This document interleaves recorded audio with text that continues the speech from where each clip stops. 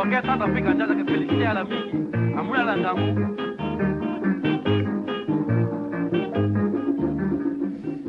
du jazz centrafricain, basket centrafricain sur Radio Ici et Maintenant pour cette émission spéciale République centrafricaine aujourd'hui avec quatre invités. Mes quatre invités aujourd'hui sont Winnie Ewango qui fait partie du collectif pour la paix en Centrafrique et de l'ONG Femmes Performantes. Fait aussi partie d'un groupe de protection sociale en Centrafrique avec monsieur Philippe Lungula qui est entrepreneur centrafricain, monsieur Sonny Mpokonji qui est centrafricain, ingénieur de l'aviation civile, ancien ministre et aujourd'hui membre du Conseil national de transition, et Alain Seigneur, qui lui est français et un universitaire à la retraite, qui a préparé cette émission avec moi, émission passionnante aujourd'hui, je l'ai dit mais je le répète parce qu'on apprend vraiment beaucoup de choses ensemble aujourd'hui et on va au fond du sujet. Et pour justement aller encore plus loin, encore plus en profondeur et comprendre ce qui se passe aujourd'hui en Centrafrique, il est important, il est indispensable de revenir sur l'histoire de ce pays parce que la Centrafrique n'est pas née en 2012 ou en 2013 avec ce que les médias ont dit récemment. C'est évidemment une région bien plus ancienne. Et j'aimerais revenir sur un aspect de l'histoire de cette région, de ce pays, qui est peu connu, c'est la situation du pays avant la colonisation et donc depuis des milliers d'années. Donc qu'est-ce qu'on sait de l'histoire de ce pays avant la colonisation, l'histoire de cette région, donc voilà, qui est entourée, on l'a dit, par le Tchad, la République démocratique du Congo. Voilà, est-ce qu'on peut essayer de faire un point sur l'histoire de cette région avant la colonisation par les pays occidentaux? Qui veut se lancer? Bon, moi, je ne connais Alain pas. Seigneur. Je connais pas bien ce qui s'est passé avant l'arrivée des colonisateurs, hein. Mais on sait, il y a eu des études en Centrafrique. Il y avait un chercheur très renommé qui s'appelait Vidal, qui est aujourd'hui en France, un Français, bon, qui a beaucoup travaillé sur les civilisations autour de Boire, en, comment dirais-je, en retirant du sol des mégalithes, des villages entiers, et on s'était aperçu à la densité des feux dans les villages que c'était un pays, une zone qui était déjà bien peuplée. Et ça remonte à, disons, aux alentours de l'an zéro, hein. Bon, il y a 2000 ans, il y avait autant de monde, on pense, qu'aujourd'hui, dans ce territoire. En termes de proportion, Non, pas en proportion même, en termes de nombre. en termes de nombre. D'accord. Non, peut-être de proportion, parce que dans le nombre, ça fait Parce que j'ai beaucoup, lu hein. Ça fait le beaucoup. proportion. Oui, en termes de proportion. Donc, c'était des territoires à habiter, certainement des territoires à aussi habités. La forêt remontait certainement beaucoup plus haut. Il y avait les pygmées qui sont certainement originaires de là. Bon. Et les autres groupes sont venus un peu de tous les côtés, hein, parce que c'était certainement beaucoup plus forestier. Donc ils sont venus pour les Gbaya, mettons, plutôt des confins de la Damawa, pour d'autres des confins du Tchad ou du Soudan même, hein. Et c'est comme ça qu'on retrouve les mêmes races de chaque côté, les mêmes ethnies de chaque côté.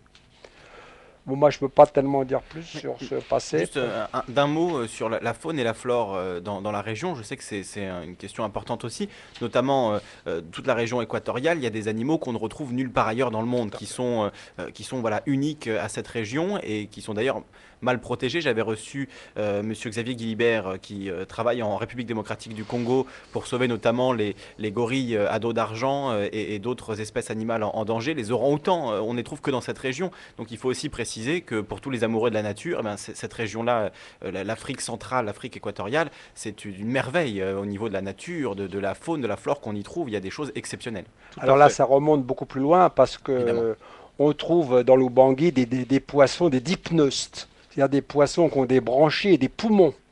Donc là, on remonte beaucoup plus loin. On trouve aussi des tortues à carapace molle. Donc c'est vraiment des animaux qui remontent très loin dans le temps. Au-delà des orang-outans, des Philippe Longola. animaux qui ont peut-être une sorte de biomasse plus conséquente, euh, aujourd'hui, il y a des chercheurs qui travaillent entomologistes de Toulouse, avec toute une équipe qui ont travaillé beaucoup dans la région, je crois, où M. Pokobandi est ministre. Et si vous constatez aujourd'hui les nouvelles contributions au niveau mondial comment dire, qui ont été révélées, c'est-à-dire des espèces qui ont été nouvellement révélés, il y en a une dizaine. Et vous constaterez que c'est ce groupe de chercheurs dans différentes catégories qui ont apporté cette nouveauté. Et j'ai rencontré un peu ce chercheur, il expliquait que, en réalité, ils ont très peu exploré la zone de la Lobaye où ils ont été.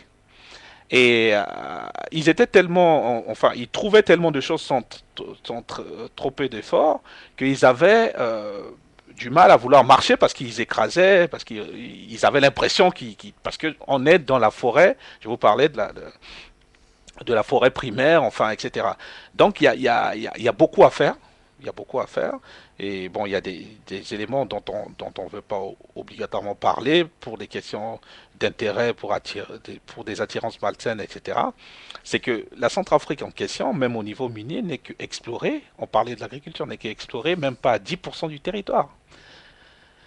Ça, c'est ce qui est révélé. Après, il y a tous ces autres intérêts qui se baladent, enfin, etc. Pour revenir à l'histoire de la Centrafrique, si vous regardez la topologie, la géographie de la Centrafrique, vous n'avez pas besoin d'être historien. Vous avez la Haute-Égypte qui n'est pas très loin des frontières centrafricaines. Ouais. Et selon un certain nombre d'hypothèses et des travaux faits par Umdigi, etc., qui repart à l'Afrique antékémitique, parce qu'on parle de l'islam, etc., mais l'Afrique antékémitique, les premiers pharaons, Narmer, etc., les premières dynasties pharaoniques, et quand il y a eu la période des attaques du type libyque, il y a certaines populations qui sont rentrées dans la forêt équatoriale. Ça a toujours été les mêmes réflexes. Quand il y a eu les razzias, les gens sont rentrés dans la forêt équatoriale. Donc, ces mouvements de population restent. C'est pour cela qu'il faut que les Centrafricains se réapproprient leur histoire, c'est-à-dire font leurs recherches, font leurs publications, etc. Donc il faut les moyens. Ce que la génération de nos parents n'ont jamais pensé. Mais il y a des gens qui, sur des fonds privés aujourd'hui, entreprennent ces recherches et ont l'ambition, demain, s'ils ont encore plus de moyens, de se réapproprier leur histoire. Donc je reviens à cette triangulaire dichotomie, coupure, etc. Donc par rapport à cette histoire, on peut revenir à des histoires des razzias. Et on profitera de cette histoire pour parler de quelque chose de plus vaste, parce que les histoires de razzia, quand on regarde l'histoire de la colonisation et l'histoire de razzia à l'UNESCO, etc., on constate que, en fait, qu'il y a eu beaucoup plus de prélèvements d'Africains qui sont allés au Moyen-Orient qu'en Europe. Ouais. Effectivement, le sens commun se dit, mais où ils sont ces Africains ? C'est une question légitime, mais on a trouvé la réponse récemment. Parce que quand on amenait des Africains dans ces zones, les mâles étaient émasculés et on se reproduisait par la branche femelle. Et ce n'est pas anodin. Donc, on retrouve aujourd'hui les descendants des Jaber, au Koweït, etc., qui sont ces grands blacks, etc., mais ce sont des reproductions vers la branche femelle. On trouve aujourd'hui dans la descendance du roi du Maroc, pour ceux qui nous écoutent, etc. Donc vous avez tous ces mouvements qui fait que, et ils étaient prélevés là et remontés, il y a des histoires fantastiques, même de littérature. Et il faut voir que dans certains villages, parce qu'on parle d'histoire, mais en tant qu'Africain, on parle de mémoire. Dans certains villages, qu'est-ce qu'on nous dit? Quand vous quittez cette fracture, elle n'est pas anodine aujourd'hui. Quand vous quittez un certain nombre de villages, on vous dit ne travaillez jamais chez les Arabes. Je suis désolé, mais c'est ce qui se dit. Si tu dois mourir de faim, ne travaille jamais chez les Arabes. C'est une rancœur séculaire, une rancœur qui a des... Voilà, donc ces éléments, on doit se les réapproprier avec nos frères musulmans, mais c'est des choses qu'on doit se réapproprier, se l'expliquer, se partager pour construire ensemble, de vivre ensemble, quelles que soient les orientations religieuses, etc., animistes, catholiques ou tout ce qu'on veut, on doit se réapproprier ces histoires. Donc ça veut dire qu'on revient, il y a quand même des lames de fond, ces terres des esclaves, ces frontières des esclaves, etc., et cette nouvelle géopolitique, cette histoire contemporaine, etc., tout ça, tous ces éléments, ces plaques tectoniques se déposent, et si on ne les exploite pas, on ne peut rien produire de positif avec. Je voulais préciser quelque chose aussi pour les auditeurs, peut-être, c'est que le Centrafrique s'appelait avant Ubangui-Chari. Ubangui-Chari, c'est deux grands bassins de grands fleuves. Et le Centrafrique, c'est comme une tente de camping, hein, qui donne d'un côté vers le bassin du Chari et vers le sud vers le bassin de l'Oubangui, avec deux types de populations assez différentes. Hein, une population plutôt sahélienne, nilotique, et de l'autre côté plutôt bantou. Bon, voilà, c'était une configuration un peu particulière. Alors pour avancer un petit peu dans l'histoire, à partir de la colonisation, qu'est-ce qui se passe justement dans cette région qu'on appelait à l'époque l'Oubangui-Chari? Vous avez raison de le rappeler. Voilà, est-ce qu'on peut essayer de décrire un petit peu les débuts de la colonisation dans la région et évidemment l'esclavage et tous les malheurs qui ont suivi? Bon, je crois que je peux. Bah, pendant les périodes des razzias, on peut bien imaginer, sans être un grand historien, de ce qui s'y passait. Et donc ces populations étaient en déplacement ou en défense, et ceux qui refusaient rentraient de plus en plus dans la forêt équatoriale pour se défendre. D'où une faiblesse des populations en Afrique centrale.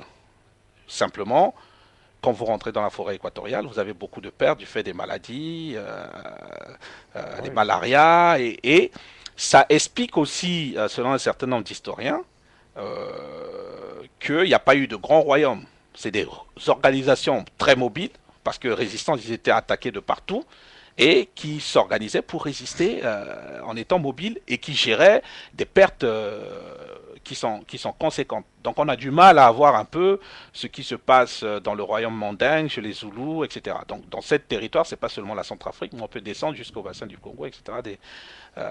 Des grandes organisations. Et quand, pour faire un raccourci, du fait quand les choses avancent, la colonisation était une colonisation purement de conquête, la colonisation occidentale. Colonisation de conquête, de différents intérêts, qui est partie vers les fleuves en remontant le Congo jusqu'à... La même chose s'est passée pour le Nil, et pour remonter le fleuve, et donc on peut suivre ces traces de la colonisation, c'est des colonisations de conquête et des colonisations d'intérêt, fondamentalement. Donc la confrontation avec ces peuples, il y a aussi une découverte, parce qu'en réalité les Occidentaux découvrent, mais les autres aussi, de leur point de vue, ils découvrent, parce que c'est comme l'histoire du lion qui est tué à la chasse. Donc les autres racontent plus leur histoire, mais de l'autre côté, il y a une sorte de mémoire qui se transmet dans les contes, etc., etc. Et donc, fondamentalement, ce qu'on peut constater du point de vue qu'on appelle historique, c'est à peu près ce dont tout le monde en parle, c'est à peu près les guerres comme la guerre du Congo-Hara, qui sont des conflits auxquels on peut expliquer, qui ont beaucoup de similarités avec ce qui se passe. C'est des guerres de résistance, parce que ces populations, en fait, il y a quelque chose d'assez intéressant. Ces populations, quand on lit des auteurs comme Temple, qui sont des Belges, ils constatent que ces populations, ils constatent la même chose que le Rwanda, parce qu'en fait, on parle de Bantou. Après, on peut historiquement contester beaucoup de choses. Mais ils constatent chez ces populations une capacité à une certaine docilité qui fait que quand ils subissent tellement qu'ils sont capables, vous les reconnaissez plus, ils sont capables d'une violence disproportionnée que vous dites, c'est pas les mêmes personnes. Donc, c'est des choses que Temple a constatées et c'est des choses que constate, on a eu à discuter récemment avec des politologues, des professeurs de ils constatent la même chose. Donc, mais c'est des axes de recherche sur lesquels personne n'a vraiment travaillé aujourd'hui. Comment ces gens affables, dociles, etc., sont capables de basculer dans une violence inimaginable. C'est ce que Temple appelle à peu près l'essentialisme. Ça veut dire que l'explication, les hypothèses de Temple, c'est que c'est des populations, ils vivent avec la nature, etc. Ils vivent avec des choses essentielles. Et quand vous leur enlevez ces choses essentielles, vous les dévitalisez et vous avez une sorte de rupture schizophrénique qui fait que, à la même personne, il peut aller découper quelqu'un en petits morceaux et venir s'asseoir et enlever son truc de manioc en train de griller et manger. On l'a bien vu au Rwanda. Hein. Voilà. Moi, je pensais aussi au Rwanda comme. Voilà, mais c'est la même chose que Temple, s'il était dans cette région, voilà ce que Temple constatait et qu'on peut encore trouver dans ses écrits. Et on dira peut-être un mot du Rwanda si on a le temps avant la fin de l'émission, parce que c'est lié à l'actualité. Mais bon, on va d'abord rester sur la RCA. On parlera un peu du Rwanda si on a le temps. Donc, Alain Seigneur. La venue des Occidentaux, avant, dans les années, même dès le XVIIe siècle, les Occidentaux se sont installés sur les côtes d'Afrique pour établir des comptoirs. Et ils ont voulu aller plus loin. Toutes les terres qui étaient inconnues, c'est-à-dire toute l'Afrique centrale, d'une rive à l'autre, hein, ils ont essayé de se la partager, comme je le disais tout à l'heure. Ils ont essayé au cours de la conférence de Berlin en 1985 de se partager cette partie de l'Afrique. Donc c'est ce qui restait, hein. Donc c'est une guerre de reste. Donc tout le monde est parti, les Belges avaient un peu d'avance, ils ont monté l'État, la propriété privée du roi des Belges, le Congo belge, le Congo démocratique. Ils ont donné l'exemple malheureusement parce que c'était une colonisation atroce, alors là vraiment, qui a soulevé même beaucoup d'opposition en Europe, en France en particulier, en Angleterre, en Belgique. Donc la conférence de Berlin, on se partage tout. Bon, les Anglais sont plutôt un petit peu le côté est, du côté du Kenya, de l'Ouganda, de l'Égypte aussi, les Anglais ont pris l'Égypte. Les Allemands prennent plutôt la façade atlantique et les Français et les Belges s'enfoncent plus profondément. Ils s'enfoncent en Centrafrique, ils s'enfoncent au Congo belge, tout le bassin du Congo. Bon, ça c'est la colonisation militaire, la conquête s'est faite extrêmement rapidement, hein, parce qu'ils ont été tout droit et puis ça a été très très vite. Ils ont même un petit peu dépassé les frontières actuelles parce qu'ils sont rentrés au Soudan anglais et là les Anglais ont dit un non très dur. Ils ont bloqué complètement à Fashoda, qui est un tout petit village mais qui est resté un grand nom dans l'histoire. Ils ont bloqué complètement les Français.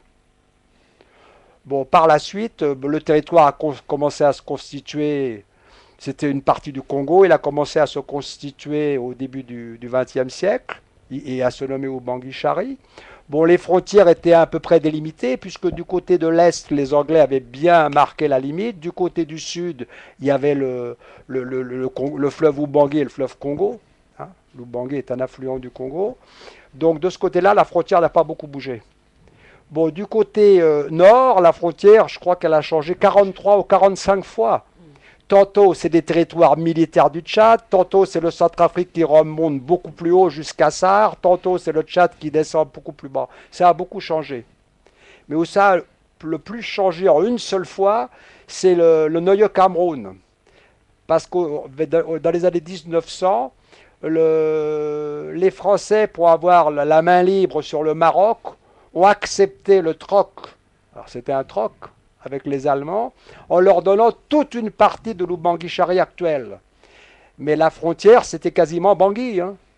Donc ils avaient pris une très grosse partie qu'ils ont appelée le Neue Cameroun, hein, et ils ont tenu ça pendant 5 ou 6 ans, et quand on a gagné la guerre, ils nous ont rendu ces territoires-là.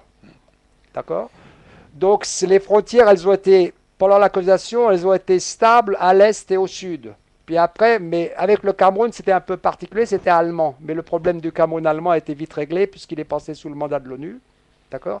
Et au sud, bon, les frontières ont beaucoup bougé, mais c'était des territoires français. Donc c'était un problème administratif. Bon, la colonisation s'est installée. Tu veux prendre la... Non. La colonisation s'est installée. Bon, alors, ce qui s'est passé, c'est qu'à cette époque-là, au début du XXe siècle, pour dire bref, une colonisation ne devait rien coûter. Elle devait rapporter. C'était la règle. Donc, c'est comme ça que les colonisateurs ont passé assez rapidement la main aux sociétés concessionnaires. Les sociétés concessionnaires, c'est le fruit d'échanges électoraux. Un député intervient pour donner un titre de concession pour ses besoins d'être élu. Bon, ça s'est passé, c'est une anecdote, mais c'est comme ça. Hein. Donc, les sociétés concessionnaires ou les autorités françaises, elles ne les ont pas contrôlées. Donc, pendant une trentaine d'années, jusqu'à ce qu'on mette le système de l'indigénat, on ne peut pas dire systématiser, mais qu'on réglemente un petit peu ça. En 1925 ou 29, l'indigénat, bon, ça a été extrêmement dur, avec des otages, des crimes, des massacres et tout ça. Très, très, très dur. Bon, les rapports avec les Occidentaux sont très, très limités. Hein. Quand on fait une conquête, on a besoin de guerriers.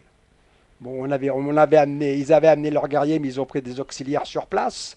Bon, on a besoin d'interprètes, de beaucoup d'interprètes. Bon, on a besoin après de personnel de maison, hein. Ça se limitait à ça jusqu'aux années 30. Après, dans les années 30, il y a eu des révoltes. Non, des révoltes. Alors, pour lutter contre le travail forcé, ça c'est certes, ça c'est très important, mais aussi parce qu'il y a une conjoncture du travail forcé et de la construction du chemin Congo de et fer fer. Congo-Océan. Parce que Albert Londres, le journaliste belge, l'écrivain journaliste belge, a résumé la situation, une traverse, un mort. Donc ça a fait des milliers de morts. Et le pays Gbaya, par exemple, était soumis à la demande en personne. Donc les Gbayas se sont révoltés, mais c'est une révolte qui a été très bien écrite dans un ouvrage de Nzaba Komata, qui est centrafricain. C'est une révolte qui a levé quand même 50 000 hommes. C'est énorme. En 1928-1931. Et elle s'est répandue carrément entre la frontière du nord, du Tchad presque, jusqu'à l'Ubangui, jusqu'à la région de Nola.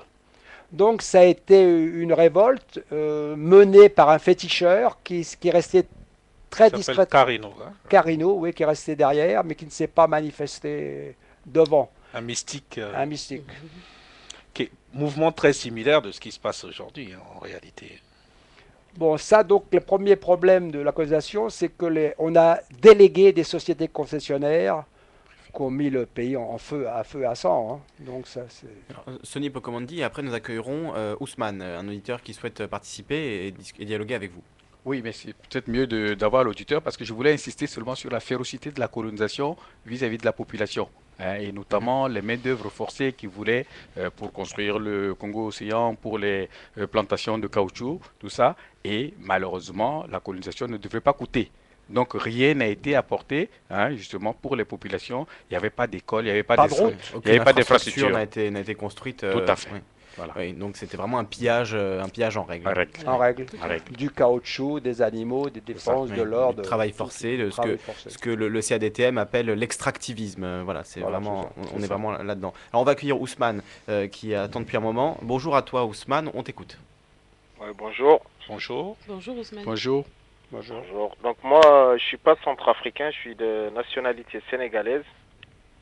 Et ça m'intéresse beaucoup le débat puisque ça parle de l'Afrique, mais surtout parce que de la population musulmane qui est en Centrafrique dont on parle pas beaucoup dans ce débat-là. Vous m'entendez? Ah Oui, oui, tout à oui, fait, très bien, mais on monsieur. attend la suite. D'accord. Donc depuis le début de l'émission, bon, moi j'écoute beaucoup votre radio, j'ai jamais intervenu, c'est la première fois que j'interviens. J'entends qu'on parle que de la Séléka, mais on parle pas du massacre que les musulmans ils ont subi. Moi j'ai des amis à moi qui habitent ici dans l'Essonne, qui ont fait une organisation humanitaire musulmane pour aller aider les musulmans là-bas. On a failli les lyncher. On a failli les lyncher à Bangui, une organisation humanitaire. Et voir maintenant que des Noirs africains tuent des Noirs africains, alors que c'est la France qui est derrière, qui a désarmé et qui fait que des Noirs entre eux qui ont vécu des siècles et des siècles dans la paix. Et franchement, je trouve ça vraiment désolant. Et j'ai pas vu l'un des intervenants vraiment souligner ce point-là. Ce qui est vraiment triste.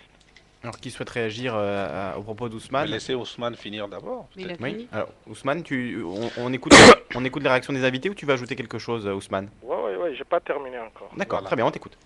Donc tout cela c'est dû, à la cupidité de certains politiciens. Deuxièmement, certains complexes. Et l'un des intervenants, j'ai oublié son nom, mais il l'a signalé. Il a dit qu'il y a une certaine élite d'Afrique, et ils étaient élevés comme des fils de colons. Et à partir de ce moment, ils ont développé un complexe et ils voient les restes du peuple, le bas du peuple, comme vraiment excusez-moi le terme, comme vraiment de la merde. Ce qui fait qu'on a un mépris, certaines élites africaines, ça veut dire les gens qui ont fait des études, ils ont un certain mépris pour le peuple et ils se permettent de faire n'importe quoi pour garder vraiment leur statut. Je ne sais pas si vous comprenez ce que je veux dire ou pas. Oui, on comprend très bien. Et ça, vraiment, l'homme noir africain, il doit extirper ça de sa tête. Arrêtez, on est en 2014 et c'est pas une question d'étude, c'est une question d'observation.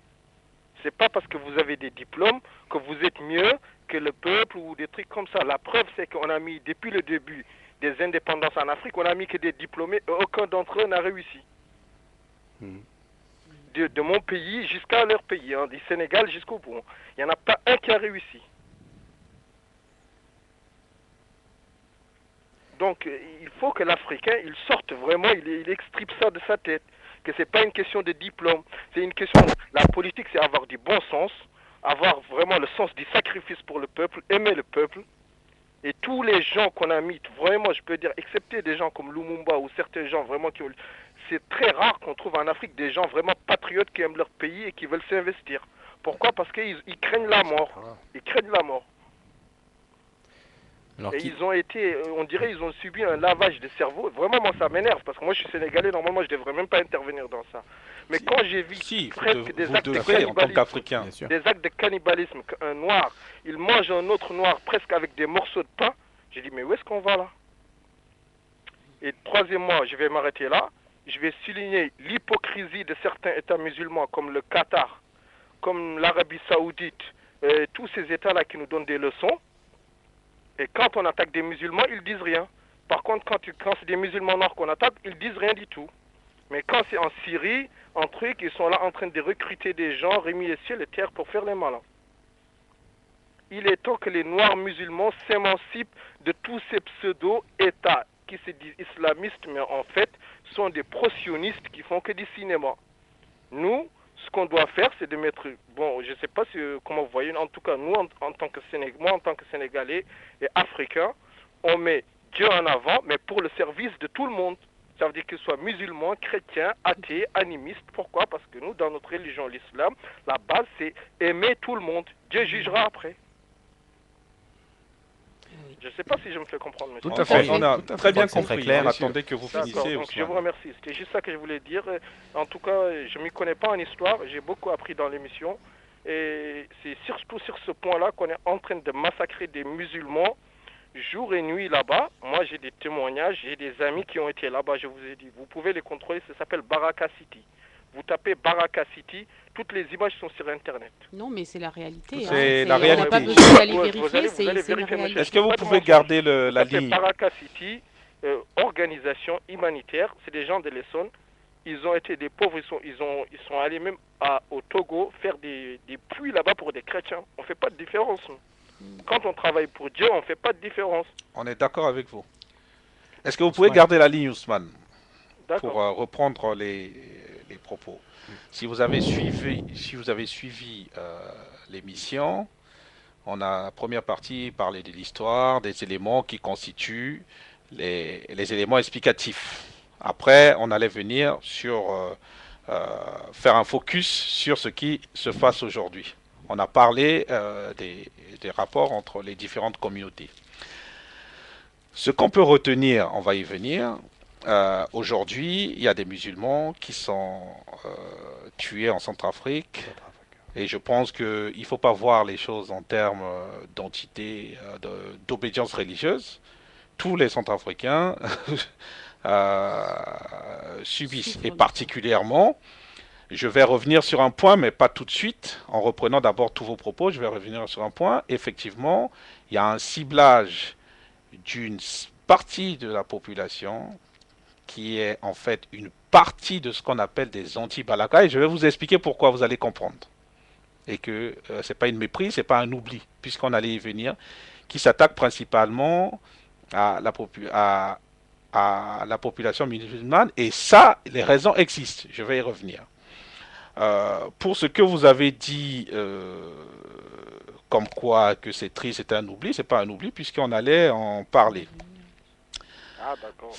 Mais on va y venir. Fondamentalement, la question n'est pas d'être musulman, catholique, animiste. Mais si, monsieur, aujourd'hui... Non, mais j'en viens. Je vais vous dire pourquoi. En Centrafrique, la question ne se situe pas à ce niveau. Parce que tous ces personnes-là, c'est d'abord, une bonne partie, c'est des Centrafricains, qu'ils soient musulmans ou catholiques. Si vous avez compris mon explication, quand vous êtes au Soudan, quand vous êtes Goula, vous êtes à la frontière, vous avez des cousins Goula qui sont au Soudan. De même que vous êtes Ronga, etc., qui sont des ethnies en fait en Centrafrique. Et la même chose a eu lieu au Sénégal, entre la Sénégal et la Mauritanie. N'oubliez pas que la Mauritanie, cette histoire a eu lieu, mais je vais y revenir, c'est très intéressant. Mais c'est pas une question de Ouais, je religion. me rappelle, c'est les événements de 89. Je suis tout à fait d'accord avec vous, mais on va y revenir. Moi, ma famille, elle a quitté la Mauritanie en 89. J'ai des ma mère, elle amis, est des meilleurs sénégalaise, amis qui mon sont père, il est mauritaniens. Mais d'origine je vais vous expliquer quelque chose dont on n'a pas eu à en parler parce qu'on n'a pas eu le temps d'en parler parce que c'est les systèmes de DIMA, etc. Et je vais vous expliquer comment la Séléka, quand elle est venue, elle a commencé à utiliser ces systèmes pour assouvir ces autres populations. C'est les mêmes systèmes esclavagistes. Et quand vous avez déjà une cristallisation de la mémoire, comme ce qu'on était en train d'expliquer, et que vous revenez avec la DIMA, les gens, dans leur tête, c'est une sorte de folie. Mais on va y revenir. Donc, il y a des populations musulmanes aujourd'hui qui sont massacrées. Il se pose aujourd'hui même la question de là où le kilomètre 5, vous voyez, par exemple le kilomètre 5. Quand vous, Moi, j'y vis. le kilomètre 5, je vais vous expliquer quelque chose à propos du kilomètre 5 puisque ça concerne ma famille. Vous voyez le kilomètre 5, le marché du kilomètre 5. Vous voyez, il y a un bar sur... J'explique parce que vous n'êtes pas le seul pour que vous compreniez. Ça veut dire que si on réduit les choses au niveau subjectif et personnel. Le marché du kilomètre 5, au coin du marché du kilomètre 5, je m'appelle Lungula bien sûr, ce marché, il y a un bar qui s'appelle le Bon Coin du Marché. Ça appartient à mes grands-parents. Quasiment, on a le titre de propriété du marché du kilomètre 5 où les gens se sont installés, principalement des musulmans qui vendent des choses où on ne leur demande rien. Vous voyez, je ne fais pas un problème personnel et je ne tue personne. Donc aujourd'hui, vous avez un réduit dans le kilomètre 5 qui fait que se pose la question, puisque les anti-Balaka, parce qu'on va y revenir, parce qu'il faut que vous compreniez pourquoi, puisque les anti-Balaka veulent coûte que coûte ne plus voir cette population, mais qui sont ces anti-Balaka? Qui sont ces anti-Balaka? Parce que les anti-Balaka, c'est une sorte de groupuscule de plusieurs intérêts qui sont aujourd'hui divisés. Il y en a qui se sont retirés. C'est les personnes, quand les Séléka rentrent, il faut voir que l'organisation est faite de telle sorte que dans le pays Baya, même parmi les Baya, il y a une dissension. C'est-à-dire que les Baya de Berbérati et les Baya qui sont plus hauts. Or, les Baya de Bossangwa, qui sont liés à au président Bozizé, quand les Séléka sont arrivés, ils sont partis dans un camp quelque part de prison qui était dans la région de Bossangwa, où le président, une sorte de Sibérie, qui retenait les prisonniers politiques là-bas. Et quand ils sont partis là-bas, et puis les armements aussi, ils les ont récupérés, ils ont massacré des gens dans cette région. À la limite, on aurait pu considérer que c'était une parenthèse politique. Quand ils ont pris le pouvoir, ils ont continué massivement les exactions. À telle enseigne que certains expliquent que quand les Séléka passaient comme ça, les gens étaient dans les champs, ils tiraient simplement dans l'État par jeu de plaisir. Ce n'est pas une question de musulmans. Quand un Séléka musulman tire, on ne dit pas que c'est les musulmans. Mais la cristallisation s'est fait comme ça. À telle enseigne que beaucoup des gens de cette région, des jeunes, je vous ai parlé de la population qui était à 75% moins de 25 ans, quand tu as perdu ta femme, tes enfants, etc., et que tu n'as que des machettes, ils ont fait 400 km pour rejoindre Bangui. C'est comme ça qu'ils ont cerné Bangui le 4 mars, en disant, puisque les responsables étaient à Bangui, et c'est ça qui a commencé à occasionner le départ Quand ils sont arrivés à Bangui et que jamais ils ont mis les pieds dans la capitale, qu'est-ce qui s'est passé? Il fallait commencer les petits frettins, les trucs, etc. pour continuer à vivre, parce que c'est des jeunes. Ils arrivent à Bangui, ils cernent Bangui. L'opération qui a fait que les Sangaris interviennent, parce que les politiciens ont vu que ce mouvement, il était réel, c'était un mouvement défensif, ils se sont greffés sur ce mouvement, des militaires se sont rentrés dedans pour utiliser ce mouvement, d'où l'attaque de Bangui, l'attaque des Séléka. En fait, ils ont attaqué à 5 h du matin, quand sur la ville de Bangui, en fait, si vous connaissez la configuration de Bangui, Bangui c'est une plaine. C'est pas pour vous interrompre, mais vous êtes bien d'accord avec moi que mais j'en viens. Moi, je suis le premier à condamner Séléka. Non, c'est pas là le problème. J'en viens pour que vous compreniez, puisque c'est une pédagogie. Je parlais de pédagogie et de méthodologie. Quand ils sont rentrés, ils ont commencé les attaques. À 4 h du matin, il y avait des brouillards. Ils ont commencé les attaques avec des armes blanches. À 9 h du matin, quand il y a le soleil, ils ont été massacrés. D'accord? Ceci étant dit, les choses ont évolué, etc. C'est cette même population aujourd'hui qu'un certain nombre de politiciens utilisent pour cristalliser leur haine vers les musulmans. Pourquoi? On revient à la question du diamant. Parce que quelque part, du fait de l'histoire de la Centrafrique, etc., l'extraction était faite par des Centrafricains non musulmans. Les musulmans se mettaient dans la filière de distribution et utilisaient les Libanais, etc., comme extension. Ils ont détenu un certain nombre de capitaux. Quand Bozizé a pris le pouvoir, pour faire court, il a mis en place un processus qui a dépossédé ces gens. D'où ils ont contribué à financer les Séléka. Vous voyez comment les injonctions. Donc, ces deux pôles, quelque part, des Balaka de Bosangwa, qui ont aussi massacré pendant un temps, se sont retrouvés à Bangui, dont ils ne connaissent pas la capitale, etc., et instrumentalisés par les politiques. Et pour eux, coûte que coûte, ils ne font plus la différence entre les politiciens musulmans. Ils ne font plus la différence entre... Pour eux, musulmans, c'est devenu une sorte d'ethnie. Et dans l'incapacité de ce que je vous avais dit au début, l'incapacité, nivellement par le bas, pas des gens de qualité, il n'y a pas eu de gens aussi courageux pour intervenir et apporter une solution alternative à tout ça. D'où une confrontation avec cette poche des Balaka et des musulmans qui ne veut plus les voir dans le pays.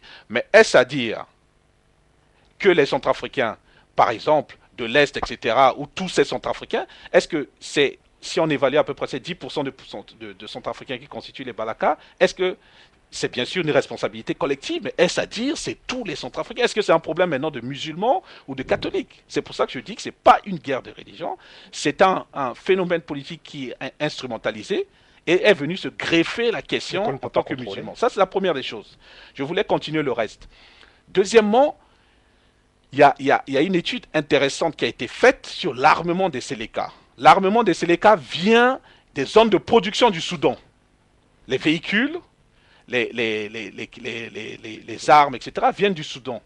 Ça aussi, ça rentre dans une géopolitique. C'est-à-dire, les gens parlent beaucoup du Tchad. En réalité, le Tchad, c'est un allié naturel de la Centrafrique, qui n'a pas besoin que se développent ces phénomènes. Mais même au Tchad, les choses sont encore plus compliquées. Parce que les Centrafricains qui étaient à Bangui, c'était des gens de Issenabré de Gougouni-Ouédé, c'est-à-dire ils sont en contradiction avec le régime en place. Ces Centrafricains qu'on chasse aujourd'hui en Centrafrique parce qu'ils sont musulmans, ils se retrouvent au Tchad. Et ça devient une sorte de bombe à l'heure actuelle pour le président Déby, parce que c'est ces opposants qui sont installés en Centrafrique, qui ont fait des enfants, qui sont devenus des Centrafricains, du fait de l'incapacité de l'État centrafricain de les éduquer. Ils se retrouvent dans les écoles coraniques, ils se radicalisent. Ils sont chassés de la Centrafrique avec la haine, ils se retrouvent chez leurs anciens bourreaux, parce que dans la confrontation de l'histoire, c'est-à-dire, ils sont aujourd'hui au Tchad. Regardez un peu ce qui se développe aussi au Tchad en tant que, mouvement criminel, etc., de ces gens, parce que certains ont gardé leurs armes. Donc, la question de la déstabilisation ne concerne pas seulement la Centrafrique, concerne le Tchad, concerne le Cameroun, et d'ici là, s'il y a le feu, ça va monter jusqu'au Soudan. Parce que de tout temps dans cette région... Je me permets juste de rajouter... Oui, on va laisser Ousmane conclure parce qu'il y a d'autres auditeurs qui attendent. Vous n'avez pas mis, il y a certains musulmans dans le monde entier qui ne le voient pas de ce pays-là et qu'eux aussi, ils vont se dire que si ça continue comme ça, il faudra peut-être que nous, on aille aider nos frères là-bas. Oui. Et ça va encore aider à déstabiliser. Mais ce que vous dites est déjà vrai. Donc c'est pour cela que moi, ça me désole vraiment parce que ça nous désole tous, mais c'est le cas. Ça désole parce que tout ça, faut dire la vérité, c'est la France qui est derrière ça et il y a des raisons économiques que les gens... Non, il n'y a pas seulement la France, il y a autre chose. Je vais vous expliquer un truc. Quand vous regardez la configuration des généraux, regardez les généraux de Séléka, ils ont été formés où? Bokassa, il avait cédé carrément à l'infini les biens de la Centrafrique à la France. Oui, mais ça n'explique pas tout. Regardez... Pas longtemps. Ousmane, Bokassa s'est converti à l'islam. On va laisser Ousmane conclure parce qu'il lui reste 1 minute. Après, il sera coupé automatiquement. C'est assez intéressant. Il faut dire à Ousmane que quelqu'un qui est en délai est incapable d'acheter des 4x4 avec des automitrailleuses, etc. Ça a été fourni par les forces dont vous dites là en fait. Ça a été livré et payé, des centaines de véhicules ont été livrés par des gens il y a eu des bailleurs. Pour les diamants. Vous comprenez? Donc, l'intérêt est en fait mélangé. Parce que quand on parle des Qataris, des Dubaïtes, etc. Et même dans ces pays, c'est divergent. Non, ces gens-là, Alors, messieurs, Ousmane, ce sera ta conclusion. en tout Ce sera cas, ta chez conclusion. nous, ils n'ont pas de soutien chez nous. Ils font ce qu'ils veulent. Moi, j'ai toujours dit, comme il a dit, bon, j'ai un peu Parce de temps qu'au ou pas Sénégal, au Sénégal, c'est le mouridisme, c'est différent. Il y a un autre encadre. Est-ce que j'ai un peu de temps ou pas? Non. Allez-y. Oui, il vous reste 1 minute 30, Il Ousmane. faut les laisser parler. Donc, ce que je voulais dire, messieurs, donc je vais conclure, comme il me reste 1 minute 30. Oui. Que cette situation, elle est déplorable. Pourquoi? Parce que c'est des frères, des gens qui ont vécu pendant des siècles et pour des raisons économiques qui vont même pas les enrichir, ni les musulmans, ni les Exactement. chrétiens. Oui, absolument. Et oui, pour des gens externes, ils sont en train de se massacrer. Massacré, ouais. Ce qui est super, super grave. Et tout ça, c'est dû à la cupidité de nos élites. Ouais, tout à Je le répète, messieurs, Absolument, les on l'a élites pas africaines débattu. ont du mépris pour le peuple. Parce à fait. qu'ils ont été élevés dans ce sens-là. Comme il a dit, le monsieur, c'est des fruits. En fait, ils ont été élevés comme des fils du colon. Ils s'appelaient Gérard, Louis, Philippe, des trucs Exactement. comme ça. C'est de moi C'est- dont c'est Il on a parle. bien, il a bien Mais moi, fallu, mais hein. moi, j'ai fait ma, Et j'ai il fait a- ma J'ai reconversion. bien écouté son intervention, moi, le monsieur là. Oui, oui, C'est tout très à fait. important ce qu'il a dit. Ils ont été élevés comme ça et ils croient que, jusqu'à un degré que, monsieur, que certains intellectuels africains, le fait qu'ils viennent ici en France faire juste un débat avec même le plus nul des intellectuels français, pour eux, c'est un honneur. Mais je crois pas. Ça, je le sais, je l'ai vu ça, monsieur. Je sais. Mais en tout cas, c'est pas mon cas. C'est Donc, possible. Ah, voilà, je l'avais Bon, prévenu, Ousmane a été coupé par la technique automatiquement. c'est Au bout, dommage. au bout de 30 minutes de conversation. Cependant, mais il on vous va- écoute Mais à la il nous radio. entend Oui, quand il même, vous oui. entend. Il n'y On va a continuer aucun à parler honneur. avec lui. Si Ousmane nous connaît, on a d'autres références que de parler. On n'a pas de complexe envers le blanc, etc. Ces complexes existent chez un certain type de personnes. Et je pense que c'est parce qu'aujourd'hui, on est totalement décomplexé qu'on est en train de faire ce qu'on a fait. Et on est prêt à discuter autant avec des Français, autant avec des Arabes, autant avec des musulmans, dont la majorité ne sont pas des Arabes déjà. Mm. Et ces lignes de fracture, que ce soit chez les catholiques, les protestants, etc., existent chez les musulmans. Et cette instrumentalisation vient du fait de cette pauvreté d'esprit dans la communauté musulmane que dans la communauté catholique et dans la communauté animiste.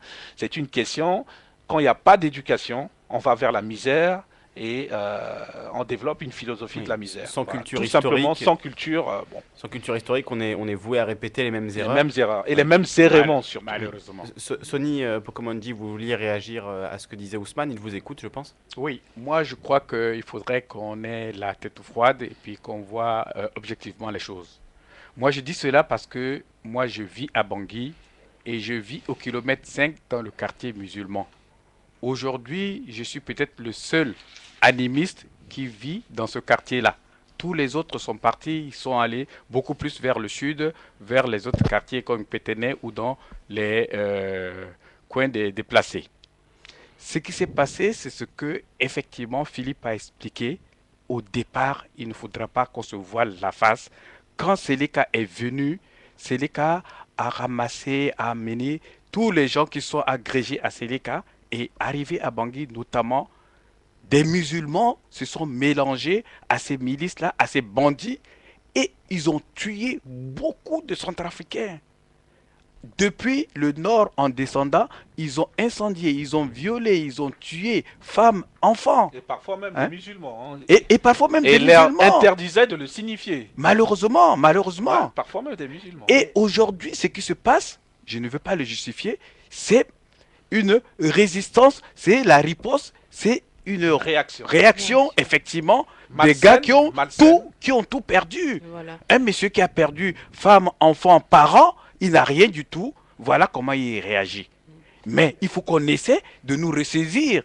Ça, il ne faudrait pas, malheureusement, comme aujourd'hui, ces gens se laissent instrumentaliser par, soi-disant, nos politiciens pour qu'on puisse continuer à faire la chasse aux musulmans. Moi, je rencontre des musulmans au kilomètre 5 dans le quartier. J'en ai amené voir les autorités actuelles des musulmans. Nous avions des équipes qui essaient de bloquer. Aujourd'hui, on essaie de faire de telle sorte que les anti-Balaka ne puissent pas aller provoquer les musulmans au kilomètre 5. Mais il faut dire que la pauvreté est telle qu'aujourd'hui, les enfants de la rue, ce que nous appelons à Bangui, les Godobé, ils essaient effectivement de provoquer les musulmans parce qu'ils viennent au kilomètre 5 dans les magasins. Aujourd'hui, une grenade, il coûte 250 francs CFA. Ça fait combien de centimes? Combien d'euros? Ouais. Rien du Même tout, pas pédale. un Du euro. tout. Hein? Rien du tout. Et avec ça, ils lancent des grenades sur les musulmans et les musulmans qui ont encore des armes au Ripostent. kilomètre 5, ils ripostent. Bien entendu. Donc, on ne cherche pas sciemment à tuer les musulmans ou on ne cherche pas à tuer les animistes qu'on appelle chrétiens. Mais ce que je voudrais dire, c'est vraiment dommage que la religion puisse entraîner ces choses-là. Parce qu'on ne peut pas dire que les chrétiens vont tuer les musulmans et les musulmans vont tuer les chrétiens. Je pense que la religion, du moins, ce N'a que rien j'ai à voir retenu, avec ça. non seulement ça n'a rien à voir, mais prône l'amour du prochain. Donc ceux-là, ils doivent déjà commencer par se ressaisir et suivre un peu l'archevêque, suivre un peu l'imam de Bangui et le pasteur qui essaie de ramener la sécurité, la sérénité entre les différentes communautés. Winnie Wango. Oui, je suis complètement d'accord avec M. Pokomandi dans ses propos. Moi, je tenais vraiment à dire à Ousmane que il ne faudrait pas, en fait, il vit dans l'Essonne, donc je pense qu'il lit beaucoup la presse. Il ne faudrait pas se contenter de suivre la presse française qui a toujours dit qu'en Centrafrique, il y avait une guerre interconfessionnelle. Ce n'est pas du tout le cas. Je pense, Ousmane, que vous avez dès le mois de septembre, même si ça, oui, c'était en septembre, quand Hollande est allé parler de la République centrafricaine devant l'ONU, les problèmes étaient déjà là, il y avait déjà la violence, les Centrafricains Extrême. témoignaient. Les Centrafricains témoignaient des violences que la population subissait. On savait que c'était effectivement les éléments de la Séléka de confession musulmane qui imposait principalement qui imposait ces exactions-là parce que il nous a été relaté le fait qu'il parlait tout le temps en langue arabe et qu'il comprenait même pas le notre sango. langue nationale qui est le sango. Donc ça, on était fixé là-dessus. Mais quand nous, on a dénoncé on a dénoncé ces exactions-là, on n'a jamais pointé les musulmans du doigt. On a Voilà. dit les éléments tchadiens et soudanais sont en train de massacrer les populations centrafricaines. On n'a pas mis la religion, on n'a pas fait d'amalgame, on n'a pas mis de problème là-dessus. Et Ousmane, votre association qui est partie aller soutenir les musulmans Baraka. n'était pas allée soutenir les Centrafricains. Pourtant, ils étaient en plus grand nombre à souffrir. D'accord? Donc, à un moment donné, je pense qu'il faut se poser.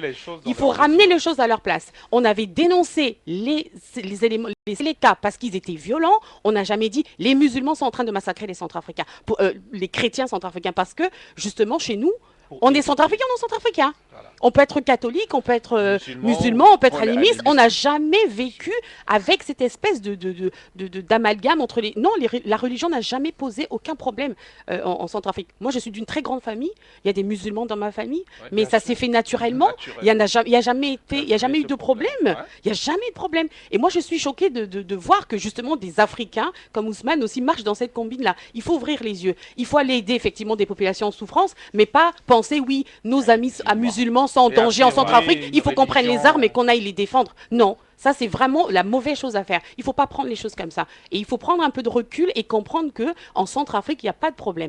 Après, effectivement, il y a des exceptions. Il y a des Centrafricains qui attaquent les musulmans, mais c'est pour des raisons économiques. Parce que c'est des gens qui tiennent l'économie, qui font du commerce, ils ont de l'argent chez eux, on va les attaquer. Il y a le désordre, on en profite. Mais on peut décemment pas parler de guerre interconfessionnelle. Et je suis vraiment très, très, très offensée d'entendre les propos d'Ousmane, parce qu'il est dans l'erreur. Il est vraiment dans l'erreur. Et là où je comprends pas, Ousmane, je comprends pas l'émission, enfin l'argumentation que vous avez introduite de manière subreptice en parlant de pro-sionisme. Bon, ça on n'a pas très bien compris, mais bon. Non, ça c'est mais c'est bon. terrible. Vous voyez, quand on élève le débat, on ne descend pas en bas de la ceinture, comme on dit. Les dieux ne descendent pas en bas de la ceinture. Je voulais ajouter autre chose. Le problème du Ousmane. sionisme en Centrafrique, c'est Non. pas la question du tout, donc je sais pas ce que ça C'est va pas faire, du tout la voilà. question. Pas du tout. Et par ailleurs, pour des références historiques, on connaît des gens qui ont profité qui ont profité des conflits d'intérêts pour utiliser la religion. Saint-Barthélemy Tout à fait. était une élimination des protestants pour différentes raisons. Diviser pour mieux régner, quoi de mieux Voilà, que de s'appuyer sur les exactement. religions. Et Tout à puis fait. par ailleurs, c'est pas seulement aujourd'hui. Il y a des pogroms qui ont eu Partout. lieu en Espagne. On a Partout. éliminé des juifs parce que la religion catholique interdisait des gens pour être des banquiers, etc. Il s'avère que les banquiers, à un certain moment, ils se trouvaient dans une communauté et il y avait beaucoup d'endettement. On faisait une apuration comme on fait les bulles financières aujourd'hui. Il s'avère que ça se termine par des programmes, il fallait des justifications, etc.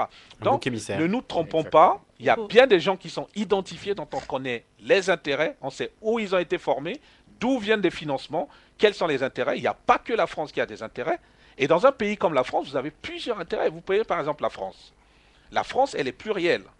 Vous avez les intérêts des militaires qui sont différents, vous avez les intérêts de la diplomatie qui sont différents, Tout à vous avez fait. les intérêts des pères blancs qui sont différents, etc. Les ONG. Vous prenez les ONG qui sont différents.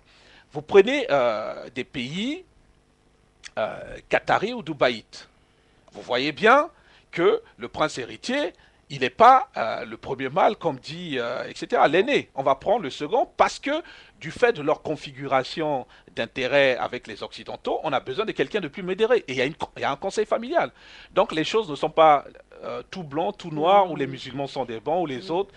Et pour revenir à la question subreptice que soulève Ousmane, qu'on connaît très bien, c'est la question de Boko Haram.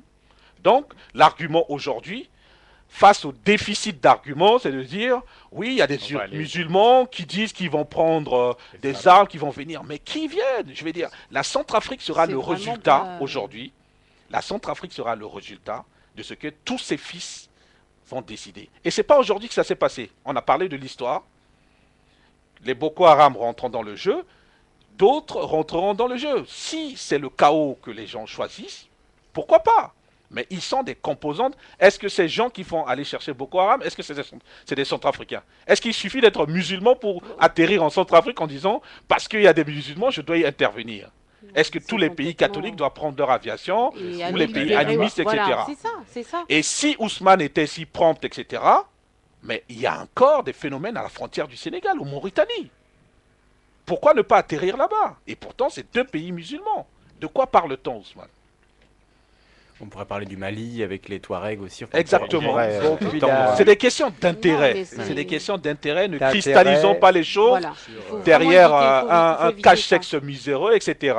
Faut Et éviter. je reviens sur la dernière question, puisque l'attaque était personnelle. C'est moi qui ai parlé de ce phénomène de Gérard Louis-Philippe. Ça, c'est cette dissymétrie. Mais moi, au village, vous allez savoir, Ousmane, moi j'ai déjà fait cette transmutation. Peut-être que mes parents se sont situés. Moi, on m'appelle Lungula Ngombe, Tita Swangbi, Tita Matongo Kandiang Babi. Vous voyez, j'assume la double identité. Et le fait que vous soyez Ousmane, c'est pas non plus africain. Que les Arabes viennent et que vous prenez leur prénom, vous êtes aussi sous cette sorte de joug que vos parents aussi subissent ce phénomène. Donc on doit étudier ça pour savoir quelles sont les répercussions sur notre identité et comment se positionne-t-on par rapport à cette identité pour construire l'avenir. Je pense que l'essentiel est là. Alors, nous allons accueillir à présent Stéphane qui attend depuis un moment, qui souhaite intervenir. On accueille donc Stéphane. Bonjour à toi Stéphane. Oui, salut tout le monde. C'est Bonjour. très intéressant Bonjour. comme émission. Avant de poser ma question, je voulais faire deux petites mises au point. Je suis pas centrafricain, je suis pas musulman, je suis pas chrétien, je suis athée. Donc, ça fixe un peu le décor. Oui, c'est Et, La liste voilà, est quelqu'un exhaustive. Vous êtes Canadien. et en même temps, je voulais faire une petite parenthèse sur un pays que je connais très bien qui est Haïti. Et je voulais dire que l'exemple d'Haïti est très, d'ailleurs, c'est un des pays qui a toujours été précurseur, entre guillemets, dans le monde noir, Noir, entre guillemets, hein, Mm. première république Premier. noire au monde, etc., etc. Tout à fait. Ce pays aujourd'hui est en train de vivre une petite révolution et grâce à son président, on retrouve une certaine sérénité. Et surtout là où ce pays est en train de faire une révolution, c'est que c'est un pays qui était un des plus pauvres du monde, une dictature, les Duvalier, les tontons Macoute et compagnie. Et aujourd'hui, on prend conscience que ce pays s'éloigne. Et je crois que c'est là la grande révolution, c'est que grâce à ce président, grâce à cet homme, ce pays est en train de s'éloigner de la dictature. Et je trouve que c'est quelque chose d'extraordinaire, une grande révolution, surtout pour un pays comme Haïti. Et une des choses qu'a fait ce président, c'est qu'il a fait revenir un des plus gros sanguinaires du monde, qui est Duvalier, Bébé Doc et compagnie, Donc pour montrer que malheureusement, la paix, ça ne se fait pas en écartant ses ennemis ou quelque part en écartant ceux qui ne sont pas d'accord avec nous, mais bien évidemment en prenant toutes les composantes d'un pays, c'est-à-dire même ceux qui ont une vision différente. Et je pense que en Centrafrique, le problème c'est pas que la Centrafrique malheureusement, parce que on a eu le même problème au Rwanda entre les Tutsis et les Hutus, on a le même problème en Côte d'Ivoire, dans tous les pays africains, on a toujours le même problème, c'est-à-dire concrètement, on a une élite qui n'a de nom que le nom entre guillemets en fait, qui est absolument pas une élite, qui sont des gens incompétents, nuls. On a des intérêts financiers, mais surtout, et je pense que c'est là où je veux pointer le doigt, on a des pays qui n'ont aucune raison d'être. C'est-à-dire quand vous prenez un pays comme le Rwanda, comment on peut mettre dans un pays comme le Rwanda des Tutsis et des Hutus? C'est comme par exemple construire en Europe un pays entre la France en mettant dans le même pays des peuples qui sont fait la guerre pendant des siècles. Faisons un pays avec les Anglais et les Français, avec les Allemands et les Français. C'est pas possible. Donc je pense qu'un des premiers pas vers la paix sur le continent africain, je sais que je vais probablement casser des tabous et peut-être provoquer des révoltes, mais je pense, monsieur, dames, tous, je pense qu'il va falloir un jour s'asseoir et se dire qu'il faut rebrasser ce continent. Tous les composants, plutôt que d'avoir un comportement nationaliste en disant la Côte d'Ivoire, le Sénégal, tous ces pays ne sont que les résultats d'une idéologie qui aujourd'hui n'a plus de raison d'être, c'est-à-dire la colonisation. Il faut refaire ces pays, il faut les rebâtir dans l'idéologie, dans la façon d'être des Africains. Et la façon d'être des Africains, c'est que tout simplement un pays, vous avez des pays qui sont composés par des dizaines, parfois même par des centaines d'ethnies, des dizaines, des centaines de langues. Mais comment peut-on gérer des mentalités, des cultures, des langues aussi différentes? Donc je pense que le premier pas vers la paix sur ce continent africain, c'est déjà dans un premier temps de se regarder en face et de se dire voilà qui nous sommes, qui sont les Africains, quelles sont notre spécificité et éventuellement comment on peut rebâtir ce continent sur des bases peut-être plus africaines et un peu moins des bases occidentales, un peu moins des bases de la colonisation, c'est-à-dire des pays découpés, excusez-moi, mais à la machette, quoi. C'est-à-dire concrètement, on se demande quelle a été la logique de ces pays, mais c'est sûrement pas une logique africaine.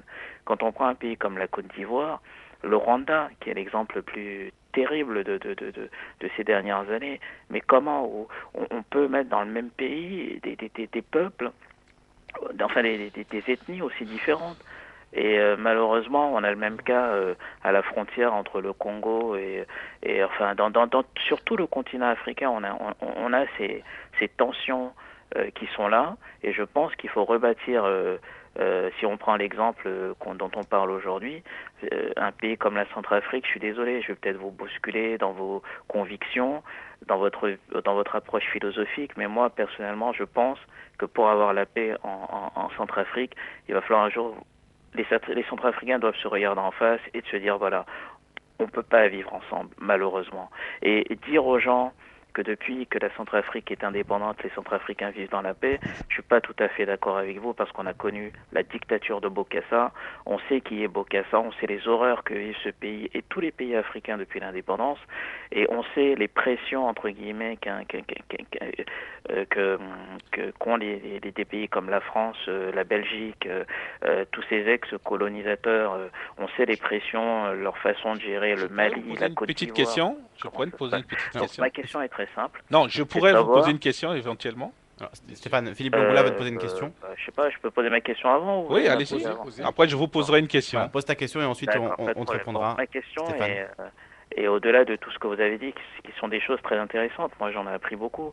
Mais je pense, est-ce que sincèrement, en tant qu'Africain, est-ce qu'il n'est pas temps pour vous de rebâtir ce continent, non pas sur des bases nationaux, c'est-à-dire sur des bases de nationalité, mais sur des bases plutôt ethniques. C'est un pays que la Centrafrique. Est-ce que franchement, nulle part ailleurs on a réussi à faire vivre des chrétiens avec des musulmans? Jamais ça s'est fait. Et en Centrafrique, ça s'est fait à beaucoup d'endroits. Où C'est ça? absolument faux. Ça s'est Au fait à Liban, beaucoup on a vu d'endroits. ce que ça a donné. Hein. Alors, C'est- C'est- c'est je absolument- voulais vous poser une petite question. Philippe, Oui, bien sûr. Moulin. Comment les différents États, par ailleurs, que ce soit en Asie, en Europe et en Amérique, se sont bâtis? Et rien que les Gauls, les Visigoths, etc., toutes ces ethnies, Malheureusement, dans des massacres, la France était ben, Mais l'histoire voilà, des mais- États, attendez, l'objectif des États, je vais dire, la paix n'est pas un objectif ultime. L'histoire des États, C'est c'est la base l'histoire de tout. du monopole de la violence légitime. Le problème n'est pas l'État aujourd'hui français a une violence quand il vous demande de payer l'impôt et que vous vous sentez frustré dans plein d'autres endroits. L'État, c'est un appareil violent. Il faut voir plusieurs auteurs, Foucault et compagnie. On n'a jamais dit qu'on voulait. Ce qu'on refuse, c'est la violence illégitime et injustifiée. Vous comprenez un Centrafricain? Entre Centrafricains, il y a plein de choses, il y a des massacres, il y a tout ce que vous voulez, etc. Un Centrafricain musulman, il pouvait tuer d'autres. Vous savez, même sous Bozizé, il y a des musulmans au kilomètre 5 qui ont fait des exactions. On disait que celui-là est Centrafricain, on règle les problèmes entre nous. Ça devient illégitime quand vous avez quelqu'un qui quitte le Soudan ou le Tchad et qui n'est pas reconnu en tant que tel. Il arrive dans un village, on sait bien de quelle langue il ne parle pas. Il y a eu des ripostes, il revient, il enferme les gens dans des cases, il met le feu. Cette violence-là est considérée Le problème par... en Centrafrique, c'est un problème d'étrangers, entre guillemets. C'est une question que je Le pose en problème de la public. Centrafrique, c'est pas le problème tant des Sélégas en tant que tels, etc., des musulmans. C'est les autres. Vous savez, même à Rome ou dans la périphérie avec les centurions, etc., c'est les populations qui n'étaient pas du pays qui commettaient les pires exactions parce qu'ils n'étaient pas chez eux, tout simplement. Donc je vais dire, c'est une mécanique connue. Et c'est ça que certains aujourd'hui essaient de démêler pour que les Centrafricains règlent leurs problèmes entre eux. Concernant revenir à des bases ethniques, c'est une hérésie parce que si on prend les ethnies, l'Afrique va imploser. L'Afrique va imploser. Un pays comme la Centrafrique, c'est un pays qui a une seule langue, qui a une unité de langue, qui est Voilà. parlée au-delà de la Centrafrique, qui a des éléments constitutifs d'un État, qui a des richesses dont on parlera, etc. Et l'histoire, c'est une confrontation. Et les principales ressources des États, c'est les hommes. C'est Oui. pas les richesses sous terre, etc. Si la Centrafrique valorise Je ses peux hommes, dire quelque chose, excusez-moi. Oui. Le problème de la langue unique ou de la culture unique enfin la culture ne République- peut pas être unique. Non, mais ce que je veux dire, c'est que si on prend l'exemple de la France, en France, on a une langue, on a une république, on a des valeurs communes. Mais comme vous l'avez bien dit, tout ça ne peut être possible que si les gens sont éduqués. Si les gens, effectivement... Mais en France, ça vont s'est aller passé comment, c'est ce cher, que j'allais cher dire. monsieur? Attendez, en France, ça s'est passé comment? Mais Philippe, voilà. Non, Si- mais- si- ça se- J'attends depuis Ça s'est longtemps. déjà passé en 50 ans. Voilà, je voulais La France, interpeller- la France a opéré sa révolution didactique avec les hussards de la République. Mais en quelle année? Il y a eu, quand vous avez eu la première République, la première révolution, etc., il y a eu plusieurs massacres pour qu'après la Troisième République, au fur et à mesure, les gens, l'identité s'affirme. Je vais vous raconter une histoire. Vous savez, en 89, et j'étais présent dans ces échanges-là, je ne vous expliquerai pas le contexte.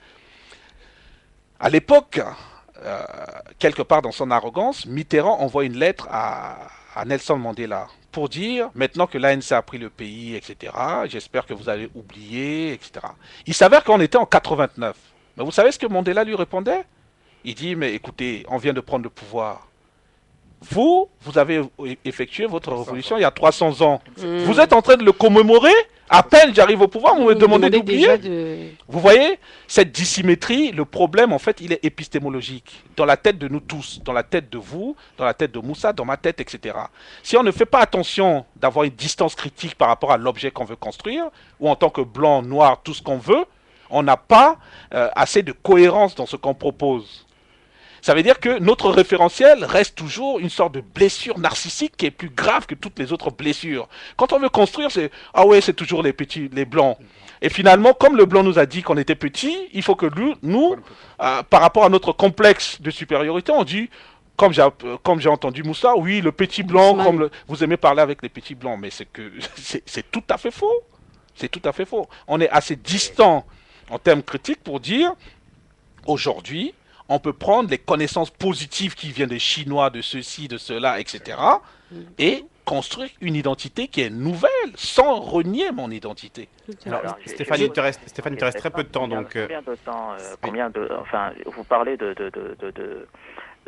comment je pourrais appeler ça, de vecteur temps entre guillemets, mais combien de temps selon vous faudra-t-il, puisqu'il a fallu 300, 400 ans à la République française pour s'installer, donc en gros l'indépendance des pays africains c'est une cinquantaine d'années en gros, je schématise, mais selon vous combien de temps il faudra à ce continent pour y arriver, entre guillemets. Je vais vous répondre, l'Afrique est en pleine mutation. Peut-être que dans les 15-30 ans, l'Afrique fera un bond qui surprendra beaucoup.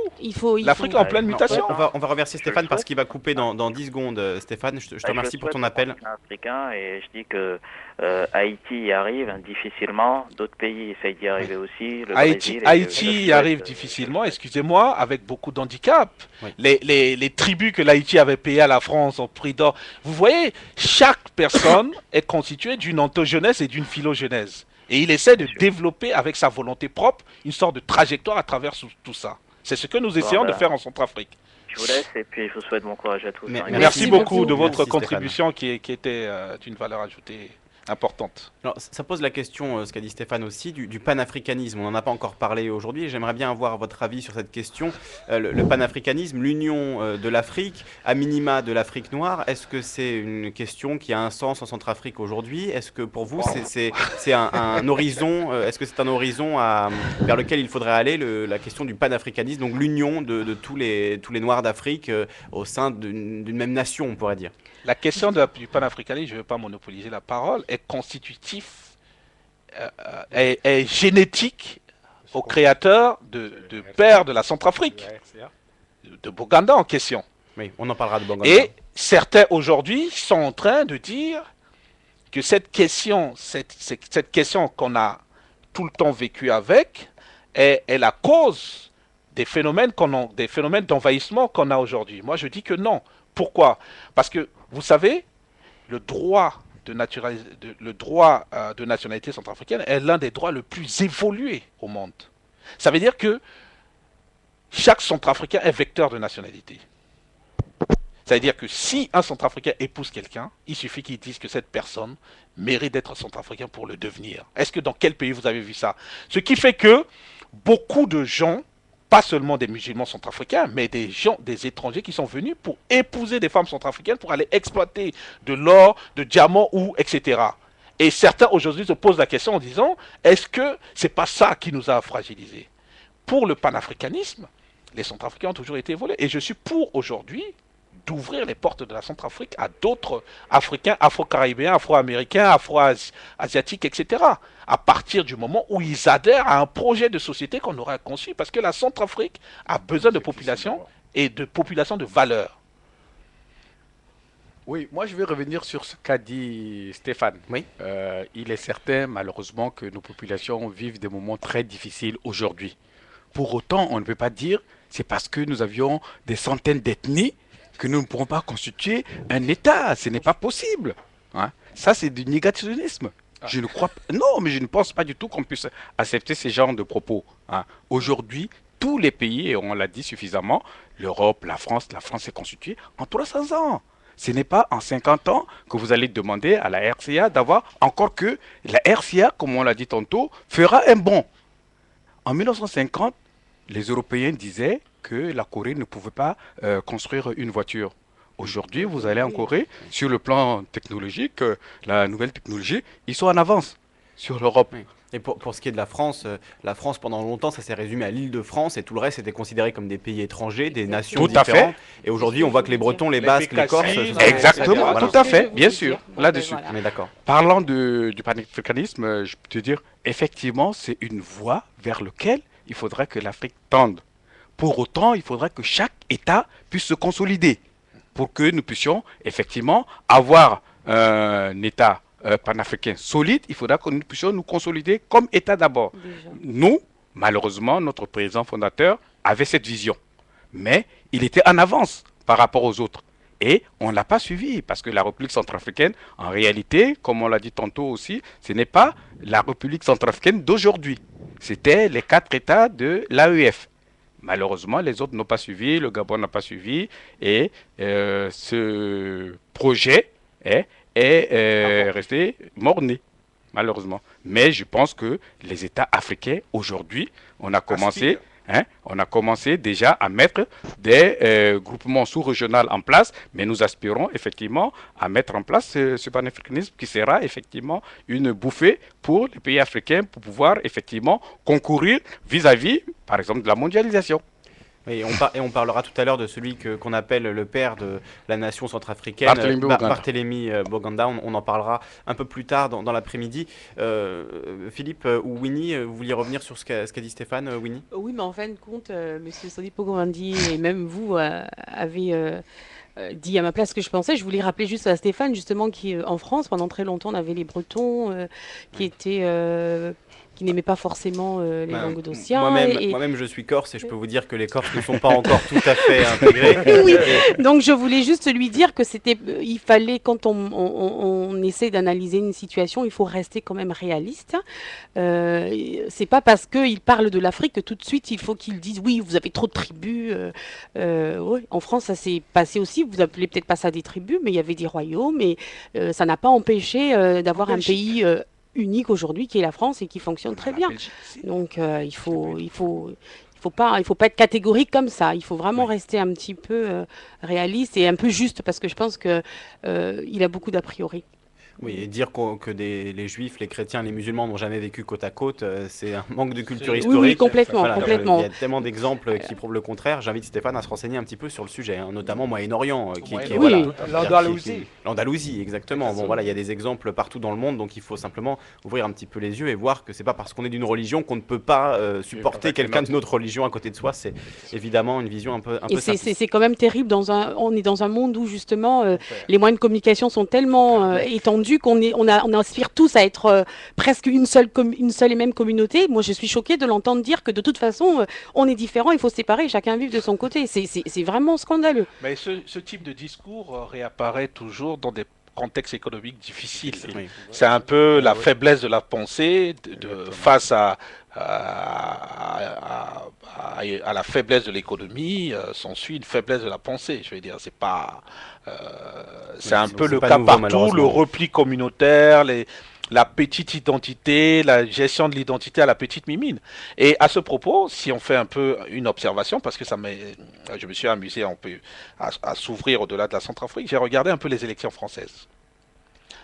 Quand j'ai regardé les élections françaises, j'ai regardé qu'il y a dans beaucoup de communautés, même dans beaucoup de villes, de communes, même en Île-de-France, il y a eu beaucoup cette année de vote communautaire.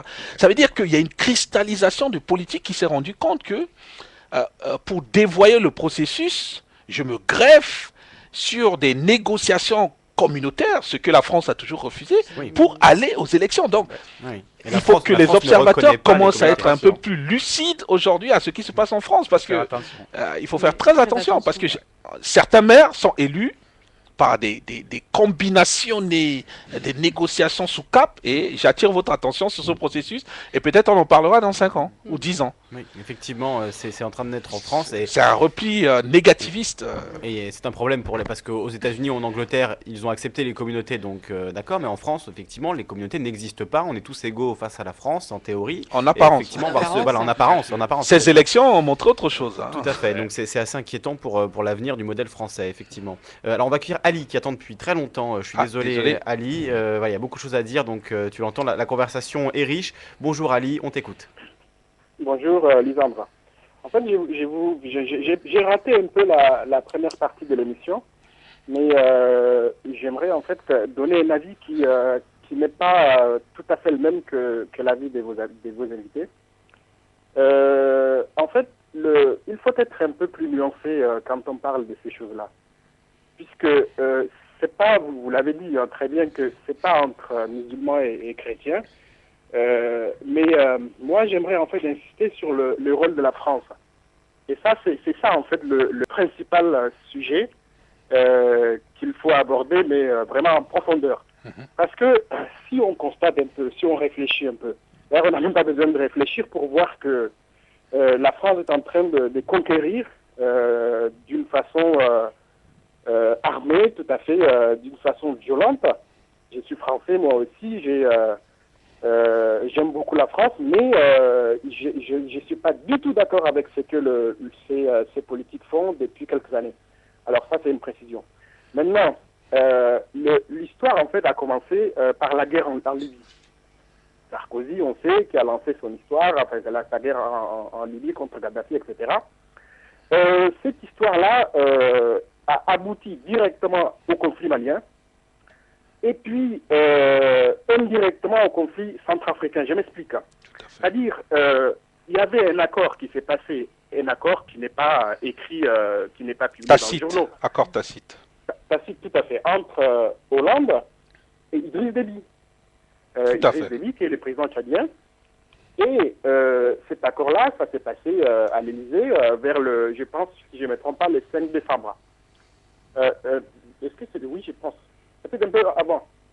C'était avant. Le 5 décembre 2012, enfin, 2012, tout à fait, ouais, pas 2013, 2012. Alors, on peut le vérifier sur le Figaro. Bon. Les soucis, c'est que cet accord dit, en gros, je te donne la Centrafrique, je te laisse faire en Centrafrique, et puis tu m'aides au Mali. Tout à fait.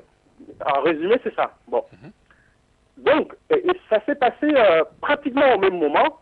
Donc, le Tchad envoie ses soldats qu'on appelait Fatim au Mali. Et puis, en même temps, Déby a chassé Bozizé du pouvoir. Donc, les Séléka étaient déjà à la porte de Bangui, etc. Il y avait l'accord. Bon. Puis après, ils ont franchi le pas, ils ont pris le pouvoir. Bon. Tout à fait. Donc, et pendant ce temps-là, l'armée française n'a pas bougé du tout.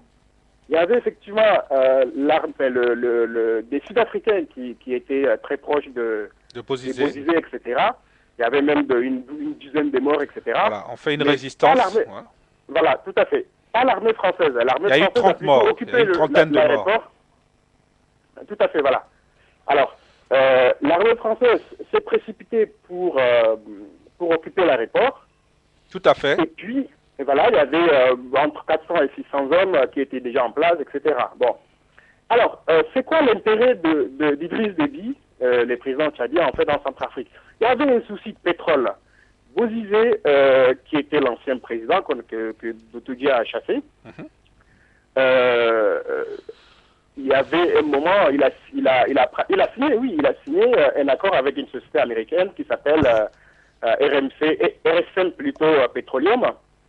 Et donc cette société n'a pas fait son boulot, etc. Enfin, il y a plein d'histoires comme ça. Et puis après, Bozizé s'est énervé, il a appelé les Chinois pour venir exploiter. C'est Greenberg. C'est pas l'américain. C'est pas Bozizé. Voilà, exactement. C'est Patassé qui les a ramenés. Et ils étaient reconduits par Bozizé. Bozizé les a inversés, puisque arrivé au délai de 10 ans, parce qu'il y avait beaucoup de rébellions, Greenberg n'a pas opéré, n'a pas fait ses recherches. Et bon, c'était attendu, hein, vous savez, quand ils sont allés devant le tribunal arbitral, l'argument de Bozizé en disant, ben, pendant les 10 ans, ils n'ont rien fait. Greenberg a dit non, les rébellions. Et puis, le tribunal arbitral a donné raison à la Centrafrique. C'est sur les sites de pétroliers de Boromata. Et vous avez raison, Boromata est dans le même bassin de Dezeo, de Salamat que le pétrole tchadien. Voilà. Exactement, il est fini. Alors, à partir de là, donc, le Idriss Déby ne voulait pas que Bozizé fasse intervenir les Chinois pour exploiter ces pétroles-là. Tout à fait. Et avec lui, il y a les Américains qui exploitaient le pétrole au Tchad, en fait, juste à la frontière à Doba, etc., au Salamat. Ouais. Et puis, il y a la France aussi qui est intéressée, puisque la France n'a pas réussi à exploiter le pétrole au niveau du Tchad. Donc, on se rappelle qu'il y a ceux qui s'est retiré du consortium tchadien, etc. Bon. Donc, tout le monde guettait ça, mais personne n'est bougé. Et puis, quand Bozizé a franchi le Rubicon, voilà, il a vraiment appelé donc il y avait ces ingénieurs chinois, etc., qui travaillaient, alors à partir de là, il y a eu un conflit. Tout à fait. Un conflit terre à terre, je dirais, avec les paysans, etc., qui habitaient sur place, et puis avec un conflit politique aussi, d'où la naissance de la Séléka. Oui. Voilà. Mais je voulais vous apporter Bon. la précision. En fait, le Boromata est dans le pays de Njotodia, hein, qui sont des Tout à fait. Runga. Et en fait, Tout à l'armée n'est pas très présente là-bas parce que bon, c'est un peu éloigné, ceci, cela. Et quand il fallait protéger ces sites-là, c'est Bozizé qui a armé les Runga, en fait, qui a commencé à armer l'une des composantes des Séléka, en fait. Hein. Tout à fait. Et avec l'appui, et bon, après le Tchad s'est greffé là-dessus. C'est pour étayer votre propos. Une précision, tout à fait. Alors, donc, à partir de là, les choses ont commencé par prendre en fait une tournure que Déby a commencé par bien gérer ces histoires-là. Voilà. Et puis... Pour contrôler. Tout à fait. Parce que lui, ce qu'il dérange, c'est d'exploiter, de tirer son pétrole de l'autre côté de la frontière. Ouais. C'était une parenthèse, c'est la même histoire au Darfour. Tout à fait, Que les tout à Chinois fait, voulaient exactement. exploiter du côté soudanais. Tout à fait. Et donc la France, cette fois-ci, c'était vraiment la France qui, avec Kouchner, on se rappelle, etc., qui a envoyé des soldats. Bon. Donc c'est typiquement la même histoire, mais qu'on a collé de l'autre côté à la Centrafrique, au Tchad Centrafrique. Bon. Le Sud-Soudan n'est pas très loin non plus. Alors, donc du coup, à partir de là, en fait, les choses commencent par prendre une ampleur complètement démesurée. Tout à fait. Bon, le Tchad, Idriss Déby a armé les Séléka, il y avait aussi les Soudanais, etc. Enfin, il a armé, il a été contributeur. Il y a d'autres contributeurs aussi. Voilà, tout à fait. Bon, alors, on se rappelle aussi que Bozizé a été aussi Armé aidé par Idriss Déby. jusqu'à l'arrivée au pouvoir par Idriss Déby. Bon, Tout à fait. voilà. Alors, à partir de là, une fois que Bozizé a été chassé du pouvoir, les Séléka se sont très mal comportés. Mais il y a une parenthèse qu'il faut ajouter. Bozizé lui-même dit que quand il arrive en 2003, il a un contrat, il a un moratoire de 10 ans avec Déby pour ne pas exploiter le pétrole centrafricain. Et le moratoire terminait Oui, en il a pu le 2013. régler pour l'exploiter. Non, mais c'est intéressant de... Alors, voilà. donc, à partir de là, vous savez, ce que les Séléka ont commis à Bangui, c'est exactement ce que les clans de Déby à l'époque a commis à N'Djamena quand ils étaient arrivés en 90-91. Oui, de la bande d'Aouzou jusqu'à N'Djamena, ouais. De la bande d'Aouzou jusqu'à N'Djamena. Ouais.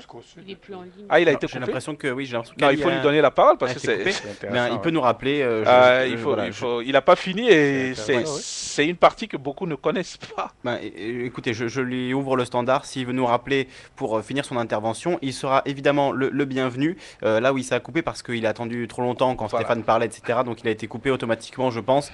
Donc évidemment, Ali peut nous rappeler un commentaire sur ce qui vient d'être dit par Oui, Ali ce et après qui- on marquera une nouvelle pause musicale. Ce que Ali dit est facteur, c'est la question des mines et du pétrole. Les intérêts C'est-à-dire économiques. du bloc de Boromata, et c'est des éléments factuels. Après, il y a des éléments, tout ce qui est contrat tacite, c'est en fait relaté par des gens qui soi-disant participaient au contrat tacite. C'est-à-dire Bozizé lui-même, il parle de ce moratoire de 10 ans, et après il a voulu exploiter, entre guillemets, il dit sans pétrole. Voilà. Et puis, les contrats tacites, il était bien entendu par les observateurs que dans l'Iforas, il n'y avait que les Fassim qui pouvaient aller dans l'Iforas. Pourquoi?